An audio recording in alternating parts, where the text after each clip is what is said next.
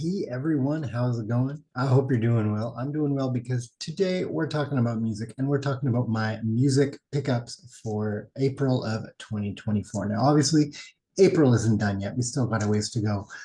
But I've already gotten, a pretty good haul of stuff, and I always like to show it off on the channel, add it into Discogs before I put it away. So I kind of want to get through this so I can, start the listening and not just have this big sort of stack on a to show off pile. So we're gonna get right into it. I got some CDs, I got a tape, I got some vinyl, all kinds of good stuff. So let's start with the tape. Um, it's pretty exciting. I'm maybe going to try and slowly collect this entire catalog through tape if possible. I already have a couple of their CDs, greatest hits, something like that. But this is Never Surrender by Triumph. One of their good albums. I might say that the band doesn't really have any bad albums. I've kind of listened through the catalog a few times, and obviously, I think some albums much stronger than others. But Never Surrender, I love that album. Let's go through the vinyl next. There's a lot of great vinyl.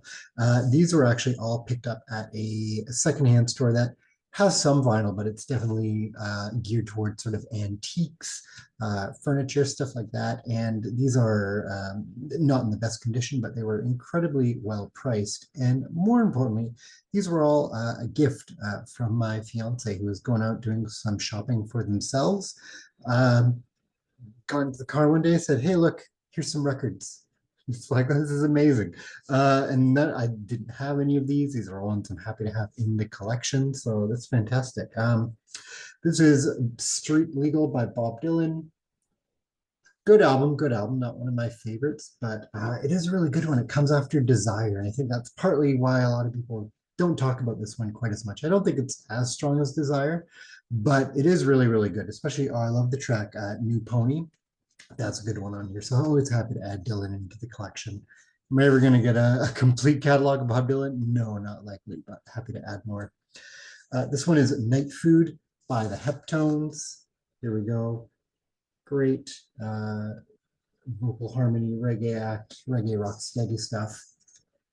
This album was kind of, so when did this one come out? Late 70s, I believe. Is it on here? It's not on the back. Pretty sure came out late 70s when kind of thanks to Bob Marley and the Wailers, reggae was sort of hitting a broader stage. So production wise, this has less of a roots feeling. It's more kind of slick in the production aspects, more produced like Bob Marley and the Wailers, who were inspired by actually Zeppelin and a lot of the rock bands coming out around that time. It's a really good album. I like it a lot. Some people not at the time, some people now look back say, hey, that production kind of harms it. I disagree. I like it. Next are actually some 12-inch singles, which I don't think in my collection I have any other 12-inch singles. So these might be my first. I've got some 45s. I have a 10-inch, but yes, this is pretty cool. Some more reggae. This is Tyrone Taylor and Alo Tosh with the track Cottage in the Grill on the A side. Or no, Alo Tosh is the B side by Pato. Pato Patton. So for those who don't know Pato Benton from UB40, there we go. Produced by Ranking Roger, who we've talked about from The Beat. So that's cool. Didn't know any of that until looking at it now. But I do know the track Cottage in the Grill, and that's a fun one. And just happy to get a 12-inch single on vinyl. What is it? Both tracks taken from Massive One, an album of reggae hits, which has, what do we got? We got Shinehead, Barrington Levy, Maxi Priest, one of those kinds of reggae comps. The other 12-inch single, pretty cool. We got the classic Dancing in the Dark by Bruce Springsteen. We'll show off. So on the A side, you have the blaster mix, which kind of redoes the drums. It's got a bit more of like that power electronics feel to it. Then on track 2, you have the radio edit as well as a dub. Pretty cool. Pretty happy to have that. Again, first 12-inch singles, really happy. Next, classic. Hall & Oates, Daryl Hall, John Oates, H2O, featuring the classic Maneater. Again, a band I like. I know the hits, and they're super catchy, but really happy to delve in more to their catalog. This one's really cool, and apparently there was part 2 there, but it was kind of like, well, let's see how part 1 goes. We can get it. This is a tribute to Woody Guthrie part 1. It's got like narrations as well as cover tracks and just people appearing thanks to a lot of different labels. You've got, there you go, Judy Collins, Bob Dylan, Arlo Guthrie, obviously, Richie Havens, Odetta, Pete Seeger. And yeah, you've got different people kind of, yeah, narrating, not sure what about yet. And you've got, by the looks of it, people doing, yeah, like This Train is Bound for Glory, a lot of his classics. So happy to explore that. Last record here, definitely for the cheese factor. Uh, I'm happy to have this, but certainly went for the cheese. Seals and Croft, Diamond Girl. Just I think just the album art really says it all. Gotta see it in all its glory there. Is this one of their better albums? I mean, Seals and Croft are not a band I can say I listen to very much. But as I'm exploring that yacht rock, soft rock side of things, I guess I would have to eventually get into that. So there we go. Like these were all great deal. Super happy to have these, and they were a gift, and I appreciate that very much. Awesome. So we got the tape down, we got the vinyl down. Let's go through the CDs. These were all thrift store finds. Yeah, these were all thrifting finds. So again, Value Village, Salvation Army, stuff like that. Some were $2, some were $5. But they're all great. Happy to have these all. This is David Gilmour's On an Island. Some people say his best solo album. I think I'm more partial to actually his self-titled. Um, I would rank this either, depending on my mood, maybe it's his best, but or second best behind self-titled, but still great album. Generally speaking, in terms when you think of the solo output between Gilmour and Waters, I generally like the Gilmour catalog more. This is a good one. Spyro Gyra. Who is Spyro Gyra? Do you ever watch the Weather Network? That's Spyro Gyra. I mean, not literally, although they have been featured on some Weather Network compilations, but it's that smooth jazz fusion, very nondescript but pleasant sounding muffly jazz. It's and this is the album. Is this Morning Dance? Morning Dance, which had the big hit Morning Dance from it. I showed off some of their albums previously in that big record haul video I had. I found this and I'm like, yeah, is this a band I'm going to collect? It could be. I've like really dived deep into two of those albums that I have already, and it's just like it's so specific and niche that like if you're in the mood for Weather Network and you want to know like 7-day forecast in your area, like can't beat that. Next up, Warning by Green Day. I like this album a lot. Some people at the time said it's a little too folk inspired. They've got more of an emphasis on acoustic instruments, especially coming off of Nimrod, which Nimrod's actually probably my favorite Green Day album. But Warning's really good too. I like that one a lot. And it sort of fills in the gap. I think I've got all the Green Day I want. I've gotten up to American Idiot, and I know they do have some great tunes after American Idiot, but I'm just happy to have sort of their catalog up to that point. Next is Accelerate by R.E.M. I'm potentially planning on doing a deep dive into R.E.M. as they're a thrift store band. I can tell you that. Like I've gotten almost their entire catalog, still missing their very last album and their first two albums, Reckoning and Murmur.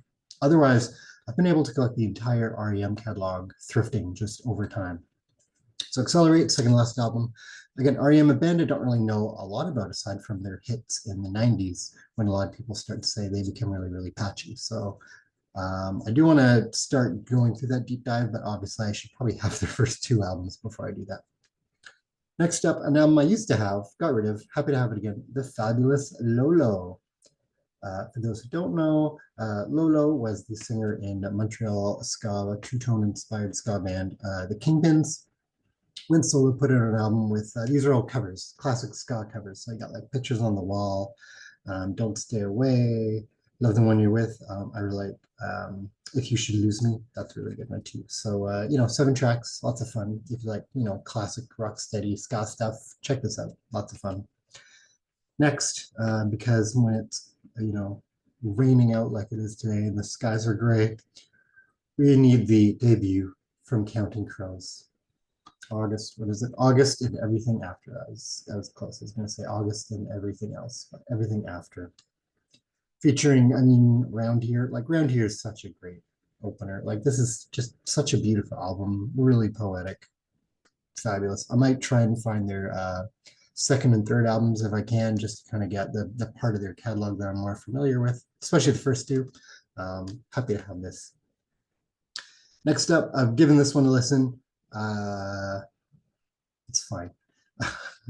Sub Until the Party Ends. Sub, ska punk band from, I believe, Montreal. Certainly more on that pop punk kind of melodic side. And this is fine. When did this come out? 2000? Actually, yeah, 2001? 2000. It's on the back here. 2000. So I was looking through the CD and I'll just show off the inside. If you want to say that you are from the year 2000, I can't think of a better band shot to do it. It came out on Stomp Records here in Canada. It's okay. It's just it feels like ska punk from the year 2000, performed by a group of people that look like that. They do actually have a lot of great albums after. I think they really find their voice in later albums, but it's fun to have in the catalog. Next are two albums that go hand in hand. I keep thinking about doing like a soundtrack video dive of some kind, either doing, scores or TV show soundtracks or movie soundtracks or whatever. This would fit into those latter two categories. We have the X-Files, Songs in the Key of X. So a soundtrack actually inspired by the TV show. So some of the songs featured in, but mostly these are all tracks inspired by the show. So obviously you have the theme song, but you've got stuff by, the Foo Fighters, Nick Cave and the Bad Seeds, the Meat Puppets, Danzig, Elvis Costello and Brian Eno, Rob Zombie and Alice Cooper. Lots of great tracks on this. And then finally, the X-Files album, Fight the Future. For those of you who remember, there was an X-Files movie.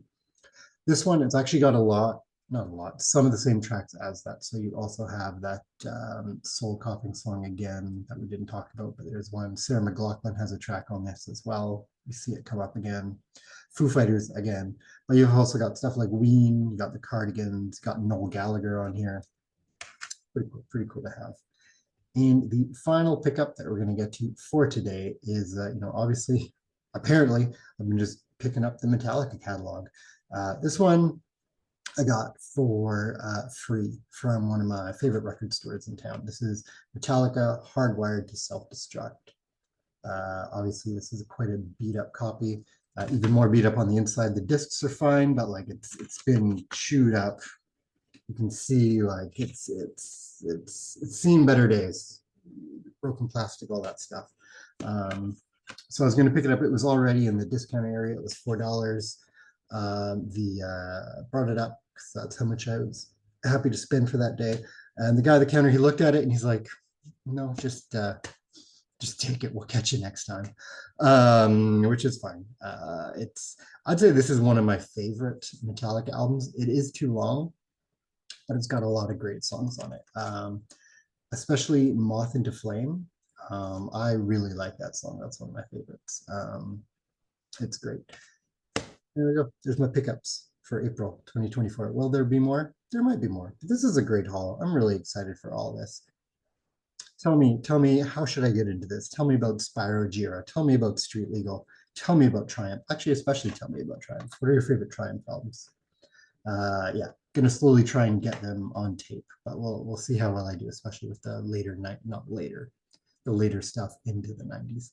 Otherwise, that's it for me. Have a great day. Bye.